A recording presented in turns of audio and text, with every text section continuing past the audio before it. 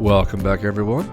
Today's project, we're going to make some picture frames. Two traditional ones and one kind of like a shadow box there in the center. I'm going to show you how I do this. I broke this video up into 4 parts, basically. This first part is cutting some mat board for the traditional frames, and then I'm going to put the frames together later on, cut the glass, and then the assembly is at the very end of the video. This mat board you can buy at an art store. Pretty cheap, reasonably, and easy to cut with the utility knife. Now, to get this bevel on the inside of the mat, like those fancy picture frames have, this is a mat cutter, and the blade is set at a 45-degree angle to the base, so when you cut into the mat, it gets that nice, crisp bevel edge. I don't particularly love this tool. It's hard to see where the blade is when it's set up this way. I tried it this way, I tried turning it around the other way, and working the straight edge, it's not my favorite tool. It does work, but it's a little finicky. My tip on using this tool is you got to commit and you got to do the cut once. You don't want to go in and score and score and score and try to cut your way through multiple passes. It will leave a rough edge on the mat itself. Plunge that blade in and go for it in one fell swoop. This is for one of the frames, and I repeated the process for the other frame. And now I'm going to start making the actual frames themselves. So part of this project was trying to find material I already had in my shop to use. So this poplar underneath the stairs is from various projects in the past. I want to use this stuff up. I started by milling this lumber with the planer and ran it through the table saw to get it all the same width, so it's all dimensionally the same. And for the frames that have the mat board, I'm going to install my dado stack on my table saw to make a rabbet in the back of the frame. So that rabbet will hold the glass, the mat board, the art itself, and then another piece of mat board on the back to kind of finish it off and make it look nice. You'll see that later on. And here's that rabbet on the back. I should also note that for those of you that have one of these job site table saws like I do, the arbor is not really big on those table saws, and so to put a larger dado stack on there, it's really not possible. The arbor doesn't have enough space to allow you to do that. For my table saw, this was the maximum width I could get for a rabbet, and it worked out in the end just fine. It was about 1/4 of an inch, I would say, in terms of width. For this first frame, I just decided to use my miter saw to cut the 45s. I plan on painting all of these frames black, so I wasn't too concerned about having perfectly crisp miters in the corners. By all means, you can use a table saw with a jig, or if you don't have power tools, you can use a miter box and a miter saw. There are so many ways to make picture frames, and if you do a quick search on YouTube, you will find thousands of videos on how to make picture frames. Right here, I made the frame, I glued it up, and I'm running it through my frame jig I made a few years ago to create a space for a spline in the corners. When you make picture frames this way, you do need to reinforce the corners with something. The glue just isn't enough to hold them together. So what I decided to do was use my jig and use my regular table saw blade, which I believe is 1/8 of an inch wide, and created 4 slots in the corners. From there, I found a piece of spare poplar that I milled down, and that piece slides into those slots, which will then be glued together. And once they're glued and the excess cut off, those corners are super strong. You can also use like a metal fastener here. They sell those metal brackets you can tap in on the back of frames to strengthen them up. This works just as well. I let that sit overnight to dry, and the next day it came in, and here it is. And with a little saw, just cut off the excess of those splines. And that was frame number 1. And so frame number 2 here, a little different shape, but exact same approach in terms of building the miter corners, glue it up, and then I repeated the spline additions in the corners with the jig. I mentioned earlier that I was going to paint these frames, and so I'm going to use a little bit of Bondo in the corners just to smooth out all the cuts and make them really, really smooth. I didn't have any wood filler, so this was my next best idea. And Bondo is really easy to sand if you've not used it before. I used an orbital sander on the face of the frames, and on the sides, I just glued a piece of sandpaper around a wood block and hit the sides. If you use an orbital sander around the sides or corners of a frame, you can kind of change the shape of it and round them off, so I find a wood block safer approach.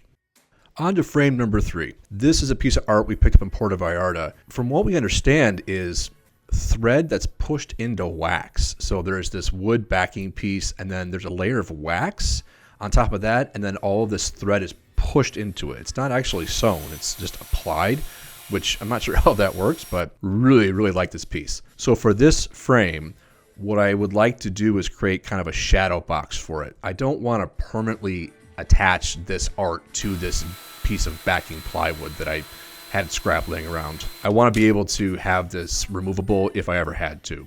So my thinking on this is to create a couple of brackets or holders to keep the art steady. And this kind of worked.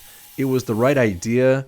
I would go back and maybe revise this a little bit, which I'll show in a minute. But for this one, I decided to use some more poplar pieces and create these strips, one a little shorter than the other, and sandwich the art in between the strips that are attached to the actual backer board itself. So I'm gluing the strips to that piece of plywood and then gently putting the art in between them with the hopes that the friction of these holders would hold the art in place. And for this frame, I plan on staining this backer piece and these holders. So not painting it, but using a nice rich stain.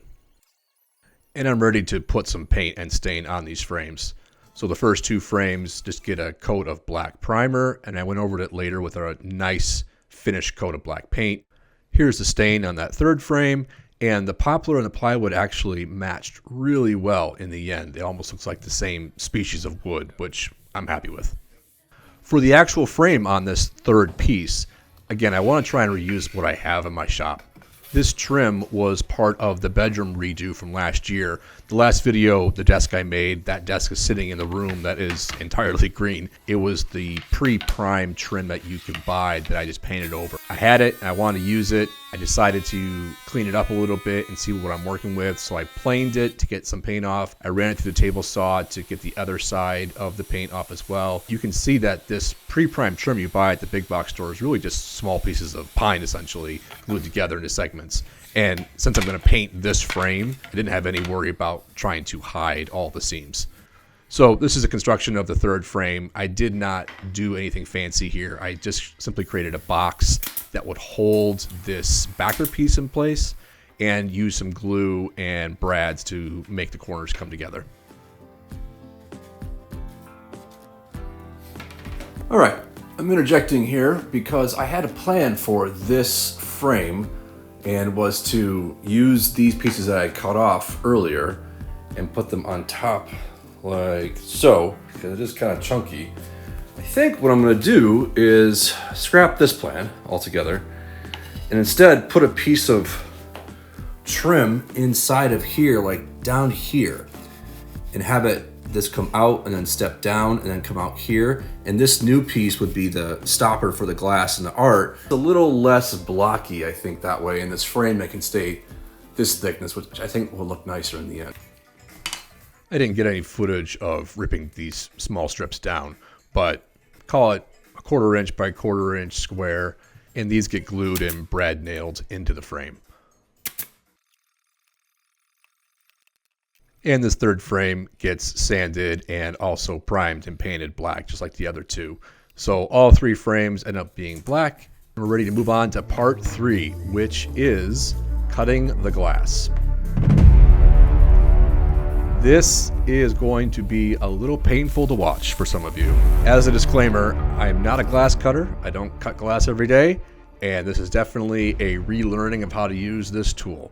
There are a couple tips I can share with this. So one, if you can invest in a good glass cutting tool, go ahead and do that. This tool I've had for years. I'm not sure it's the best, and it does get me results, although not the results I totally love. Again, with this, you got to commit. You got to do it once, and you got to do it really well. You do not want to try and go over your cuts multiple times. It won't work.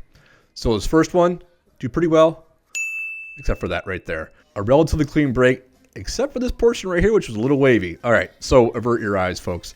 This is a horrible way to clean up this glass cut. I deeply apologize. I just got a pair of pliers and put some tape around the edge to kind of soften them up, but I slowly chipped away at that cut to clean it up. And I'm showing this to you because, yes, I make mistakes.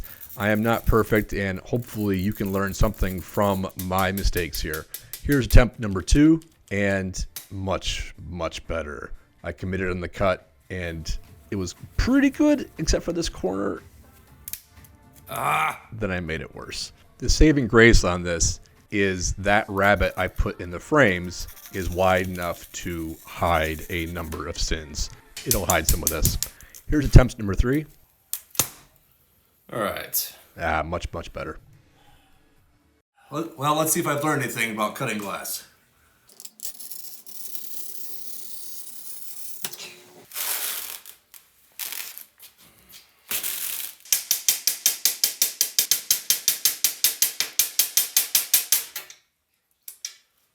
There we go.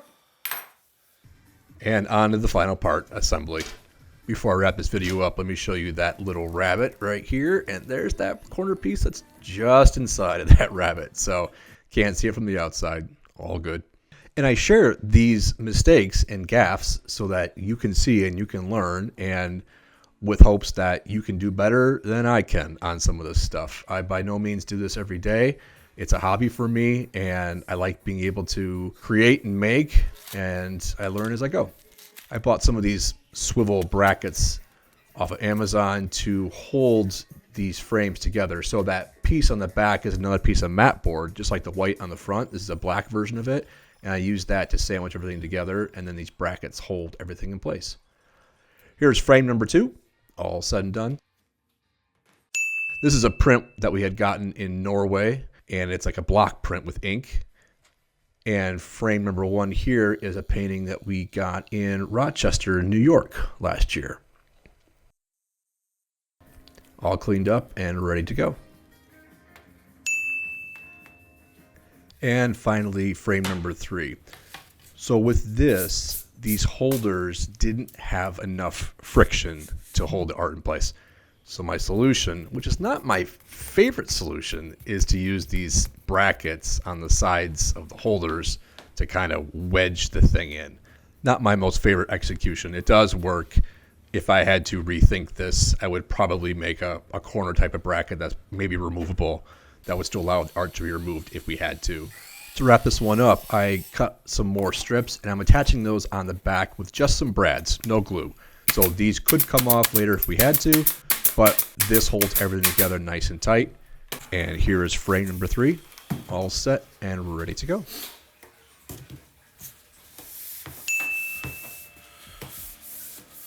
And here are some beauty shots of all 3 frames. I like making these frames based off of our vacation travels. We buy this artwork when we travel, we get it back home in one piece, and it's fun to make these custom frames for this custom artwork. You can't find these anywhere, and it makes them a really special memory for us. I do have another video of picture frames from travels from a few years ago. I'll link that at the end card here. And I just wanted to say thank you for watching. I hope you learned something or liked what you saw and inspires you on your next build.